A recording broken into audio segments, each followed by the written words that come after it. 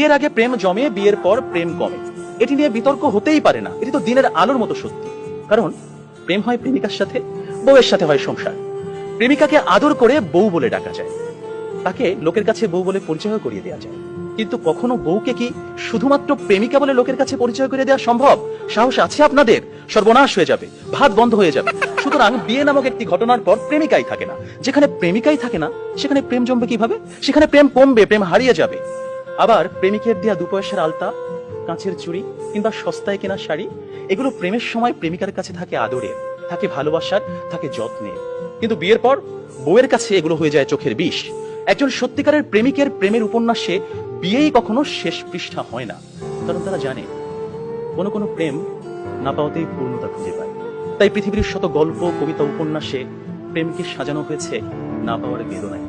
আর এজন্যই প্রেমটা আসলে বিয়ের আগেই, অর্থাৎ না পাওয়াতেই জমে। তাই অবশেষে আমি বলতে চাই, আমি যদি তোমাকে পাই তাহলে বিয়ের পর আমি হয়ে যাব দায়িত্বশীল পুরুষ। বিয়ের আগে যেমন ছিলাম লুতুপুতু প্রেমিক, যেমন ছিলাম আবেগী প্রেমিক, বিয়ের পর হয়ে উঠবো আমি দায়িত্বশীল পুরুষ। কারণ আমি জানি বিয়ের পর দায়িত্ববাদ দিয়ে প্রেম জমাতে গেলে সংসার টিকবে না। আমি পুরুষ, আমি রাখবো তোমায় বাহুডোরে, কখনো ভালোবাসার আদরে, আবেগী প্রেমিক হয়ে, কখনো বা স্বামীর দায়িত্বে। যেভাবে কবি বলেছেন, সাজিয়ে গুছিয়ে তবুও ঠিক কাব্য করে বলা গেল না। এজন্ম তো কেটেই গেল অসম্ভবের অসঙ্গতে।